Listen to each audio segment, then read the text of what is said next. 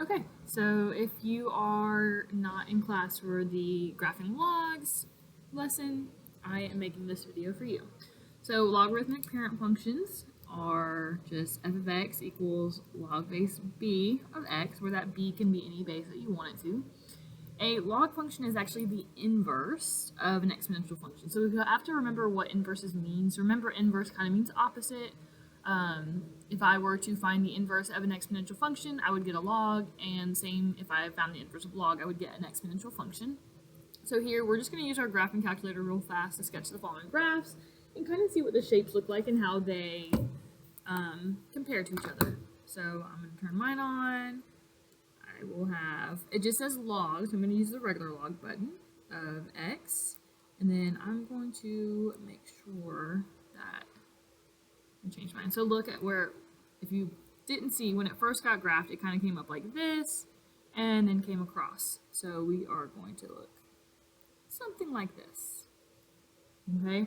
And notice that you can see my line here, but you can't see it here. It's kind of like with our exponential, look at the opposite. So we've got 10 raised to the x, I hit graph, where you couldn't really see the bottom part of it, but it was there, okay? So remember exponential, this is a 10, it's greater than 1, which means it's growth. So there was something here, and then it went up. So we're gonna sketch that too. So you really need to pay attention to the shape. This is what our exponential functions look like, and these are logs. If you notice, there should be kind of like an imaginary line right here, and that's where it was flipped, okay? So inverses are flipped across the diagonal. So if I were to flip that like that, I get this, or vice versa. I flip it down, it looks like a log. Not all calculators can graph other bases, so it says because you can only graph base 10 logs on your calculator, you will need to use the inverse exponential function. While a lot of our calculators can now graph other bases besides 10, we are still going to use the inverse exponential function, okay? And then we're going to invert the values from the table to graph the log function. So what I need you to remember is when we were graphing exponential functions, we looked at the base. So we had something like this. So I'm going to look here. I've got 2 to the x. I'm going to pretend like I was graphing that. Okay, so remember we had -2, -1, 0, 1, and 2. And then I'm going to find each of those. So 2 raised to the -2nd, just like I was finding those points. So 0.25, I'm going to do the same thing with all of the other ones. 0.5 or a half, 1, 2, and 4, okay? Now, this is if we were graphing 2 to the x. The reason I got the 2 is from this base. For logs, since they are inverses, you are going to swap the x's and y values. So because they're inverses, if you find the inverses of tables, you always swap your x and y. So now instead of -2.25, I've got 0.25, -2. And then I switch all of them. Okay, and now we can graph that. So I've got 0.25, down 2, 0.5, 1, 1, 0, 2, 1, and 4, 1, 2, 3, 4, 1, 2. Okay, so notice the shape and notice what we had here. Okay, you are not going past that y-axis this time. And then just like we had in our exponential functions, we still have an asymptote here. So remember that on exponential functions, we always had an asymptote somewhere. Well, it got flipped with this. So now when it gets flipped, it is along the y-axis. So until we move left or right, our asymptote is right there. Okay. Remember our domain values. So we're going to go look at key characteristics. Domain is your x, range is your y. So if I look at domain, nothing is over here. It kind of starts at the asymptote, which on this one would be 0. And then it's going to the right forever, so to positive infinity. Now if I look at range, I see it going down forever, which means it's starting at negative infinity. And as I go up, I'm going to the right, but it's still technically going to be going up forever, so to positive infinity. And then our end behavior is a little weird. We do have to think about that backwards as well. So we have to think, instead of looking left and right first, we're going to look up and down. So as f of x is going to positive infinity, so as I'm going up, my function is going where? Well, it's going to the right along the x-axis to positive infinity. Now as I go down, I'm going to the left, and it's saying, okay, well, where am I approaching on the left? I am getting really close to that asymptote, so that's going to be 0. Your x-intercept is where it's crossing the x-axis. That would be right here.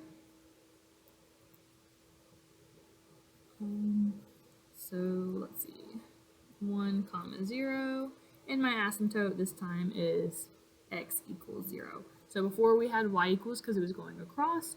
This time we're going to have x equals because it's going through the x-axis. Okay. Now if you can't find the x-intercept, you can graph it here. So like if I were to do log base of 2, let's see. Oops.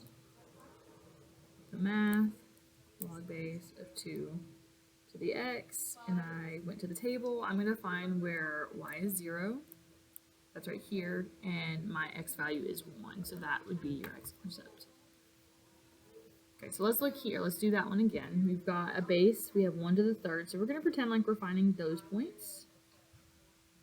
And we're still using the same x values. And then I've got 9, 3, 1, 1/3, and 1/9. I am doing that graphing video real fast. So they gonna watch the video? Just the people who miss. So I've got these, and now I'm going to swap them again. So I've got 9 and -2, 3, -1, 1, 0, 1/3, 1, and 1/9 and 2. And then I'm going to go ahead and graph it just these new ones. So now we don't need that anymore. Okay, so I've got 9 and then -2, 3, -1, 1, 0, 1/3, 1, and 1/9, 2. So now I've got one that looks like this. And hopefully you notice with that base, this time it was less than 1, so it was decay, so it's kind of facing the opposite way that the 2 to the x did. Okay, so my domain is still going to start at my asymptote this time, which is 0, and then I'm going to positive infinity. Now on these, we're probably never going to have a horizontal reflection, so it'll always go to positive infinity. The number it's starting from is just going to change. In our range, it still has the same shape. It's going up forever, and then the other way it's going down forever. So this is kind of the opposite of exponential functions, where this time the range is negative to positive infinity, and the domain is depending on the asymptote. So let's look here. As the function is approaching infinity, so as I go up, I'm going to the left towards the asymptote, which is 0. So you have to be careful with those. As you go down, I'm going to the right forever. My x-intercept here, again, is 1, 0. But that will change when you start moving stuff around or if you had a stretch or a shrink. And then my asymptote is still at x equals 0. So remember to put x equals this time. Okay.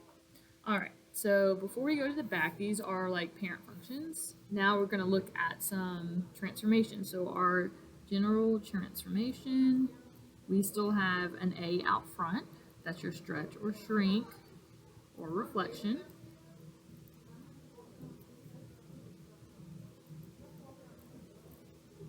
Then we've got log base b of x minus h. So that b can be anything. That's what's going to help you graph your function or find your points. And then plus k. So remember your x minus h is your left and right. Opposite the sign. And then k is your up and down, same as the sign.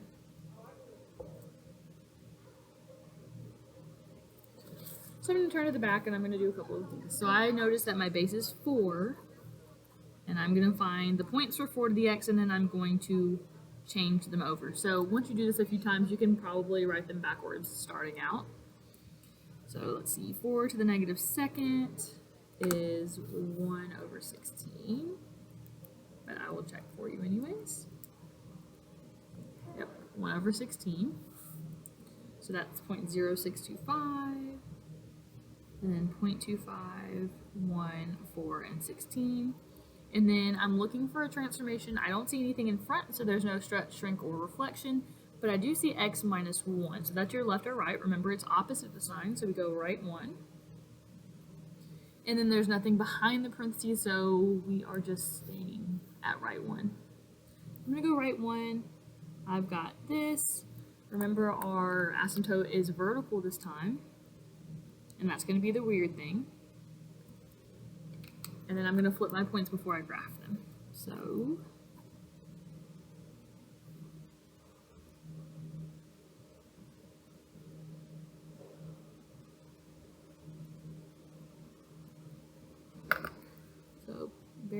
infinity, down 2, a quarter, down 1, over 1, 4, 1, 2, 3, 4, up 1, and then over 16 up 2, it's going to go off the graph. Okay. So same shape, my range is still negative to positive infinity. My domain is starting at my asymptote, which this time is at a positive 1, because I went right 1, all the way to positive infinity because it's going to the right forever. And remember that we're using parentheses here because there can never be a point at 1 because of that asymptote. So as my function is going to positive infinity, I am going to positive infinity on the x-axis. And then as I go down, I'm going towards the asymptote, which is at the left, which is at 1. My x-intercept is right here, which is 1 over from my asymptote, but if I go from my origin, we're at 2. And then my asymptote is at x equals 1. And then we're going to do the same thing. So notice that this one doesn't have any parentheses around it, so I'm going to be going down 2 instead of to the right or left. So there's a difference. If it's not grouped with x, it is not going along the x-axis, it's going along the y-axis. So I'm going to go down 2, and then I'm going to put my asymptote vertically through that point this time, just like I was doing on the other ones.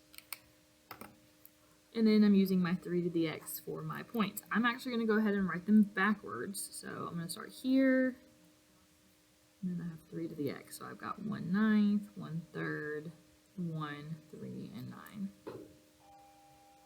So over a 9th, down 2, over a 3rd, down 1, over 1, 0, 1, 2, 3, 1, and 9, 2.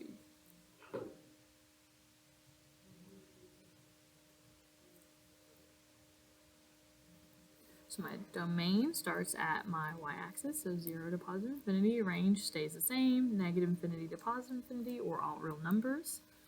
As the function goes up, I'm going to the right, so I'm going towards positive infinity. As my function is going down, I'm going to the left towards my asymptote, which is at x equals 0. So that tells me what this is. And then my intercept is right here. So from the origin, I'm at 9. But once again, if you can't find that or you don't notice that, you can type it into your calculator. So I've got log base 3 of x minus 2, and then I'm going to look at the table and find 0. It looks like they're getting less negative, so here, 9, 0. Okay, sorry, I'm back. So let's look at this one. The base is 1/2, so I'm going to do my 1/2 to the x, and the reason I'm putting it on that side because I'm swapping them. So I'm going to plug in -2, -1, 0, 1, and 2. That gives me 4, 2, 1, 1/2, and a quarter. And then here I've got left 9, because remember it's opposite of sign, and then that 4. And I would stop and make sure you can do these. I would try them first before actually following along. So left 9, up 1, 2, 3, 4. Remember your vertical asymptote. And then do your points from that spot. So I have positive 4, 1, 2, 3, 4, 1, 2, 1, 2. Oh, I went the wrong way, didn't I? Alright, so 4, and then down 2, 2, and then down 1, 1, and then a half up and a quarter up 2.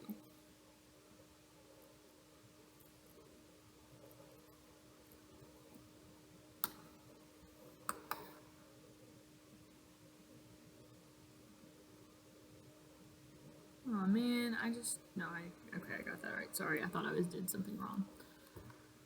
Okay, so over 4, down 2.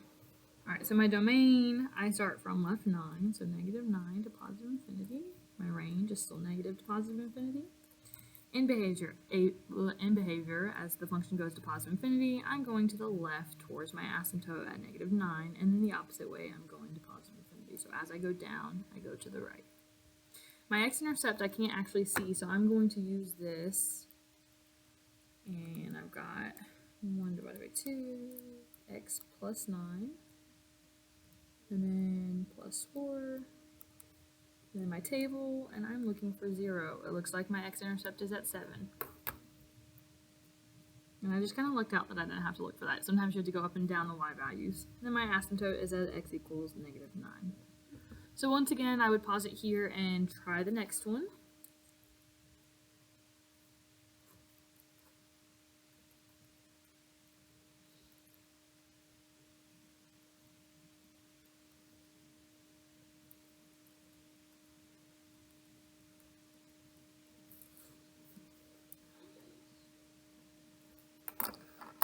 And I will explain my characteristics. So I went ahead and flopped my points while I was doing them, so that's why I changed it again. Over 1/25, so that's barely any, down 2, and then over a fifth, down 1, over 1, 1, 2, 3, 4, 5, up 1. So my domain starts from my asymptote, 2 to positive infinity.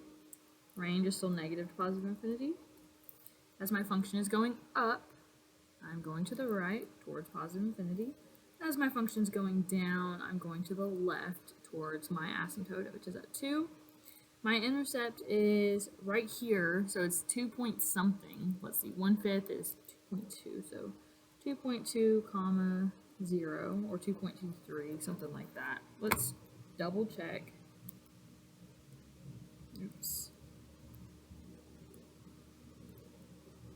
Plus 1, minus 2, 5. So I need to find 0. Oh.